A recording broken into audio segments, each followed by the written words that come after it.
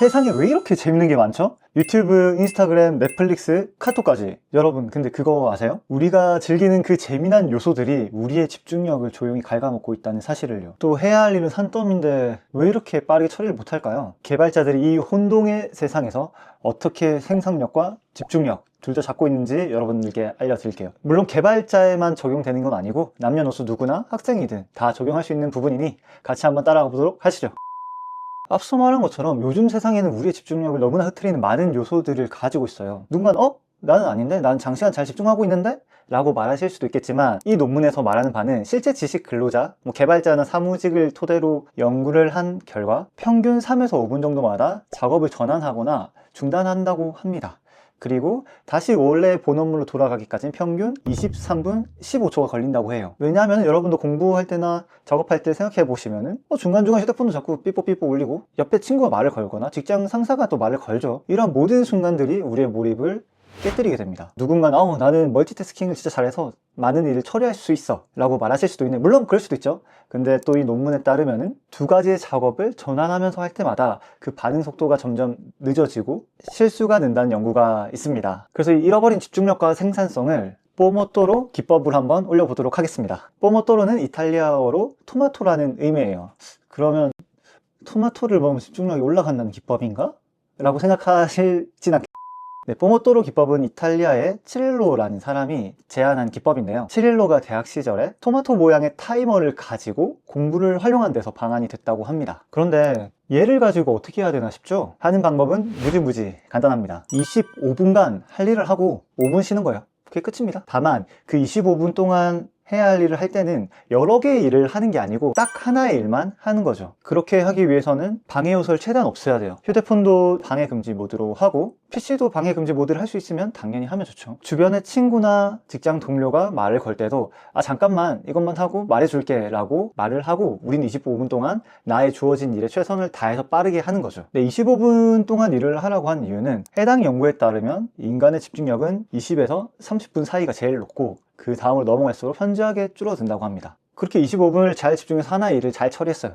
그러면 5분을 쉬어주는 거죠. 그런데 이 5분의 휴식이 뭐냐면 SNS나 인터넷 서핑을 하라는 게 아니에요. 하는 게 아니고 뇌를 좀 온전히 식혀주는 휴식법을 해야 됩니다. 예를 들면 좀 물을 마셔준다거나 간단한 스트레칭을 한다거나 창밖을 한번 보면서 바람도 쐬어주고 눈도 스트레칭을 해주는 거죠. 실제로 1에서 5분의 짧은 휴식이 뇌의 피로를 줄여준다는 연구도 존재하죠. 이런 짧은 휴식을 마이크로 브레이크라고 하고 글로벌 명상 앱으로 유명한 캄 블로그에서도 이러한 짧은 휴식에 대한 효과를 다뤄놨더라고요. 그래서 이렇게 25분 동안 일을 하고 그 다음에 5분 동안 휴식한다. 이 30분을 하나의 사이클이고 하나의 포모토로라고 해요. 25분 5분 25분 5분 이렇게 두 번 하면 투 포모토로가 되겠죠. 포모토로를 총 4번을 하게 되면은 짧은 휴식 시간이 아니라 한 30분 정도에 해당하는 긴 휴식 시간을 갖도록 합니다. 그만큼 휴식 시간이 중요하다는 거죠. 근데 25분 5분은 기본적으로 권장하는 예시이고 여러분의 능력이나 성향이나 상황에 따라서 그것을 좀 유연하게 조절해도 당연히 좋습니다. 포모토로가 뭐고 어떻게 해야 되는지 말씀드렸는데요. 장점을 한번 정리하고 가자면은 첫 번째는 집중을 깨는 외부의 요소들을 줄임으로써 온전히 25분 동안은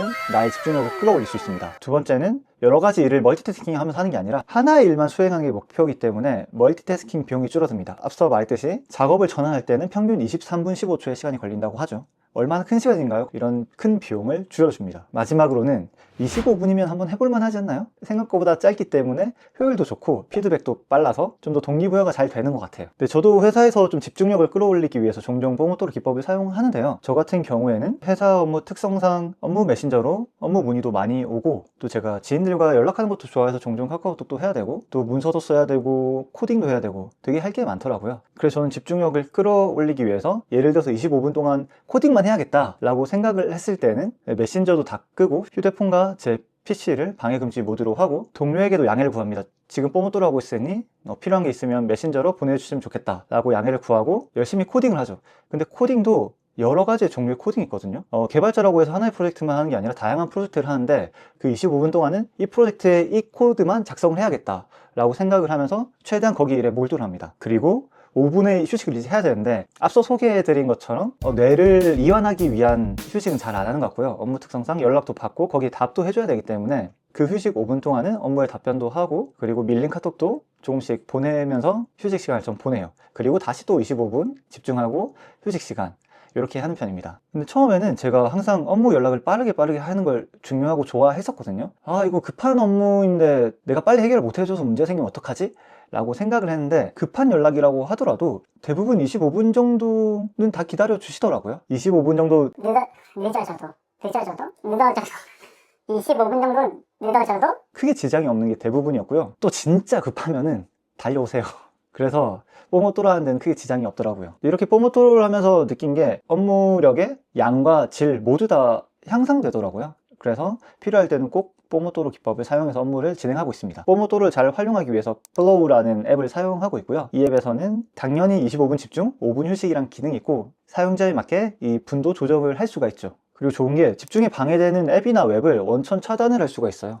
그래서 나의 집중도를 더 올려주고, 또한 하루에 몇 뽀모토로를 하는지 통계도 제공해줘서 내가 열심히 잘 집중을 했구나 라는 판단의 근거로도 사용을 할 수 있겠더라고요. 이거 외에도 회사 동료들을 보면은 구글에서 사용한다는 그 아날로그 뽀모토로 타이머를 많이 사용하시더라고요. 정신없이 알림과 자극이 쏟아지는 세상에서 뽀모토로는 내 집중력과 생산성을 최대한 올려줄 수 있는 좋은 기법 중 하나예요. 오늘 당장이라도 딱 25분만 한번 해보시길 바라겠습니다. 김대부는 여러분의 성공을 응원하겠습니다. 감사합니다.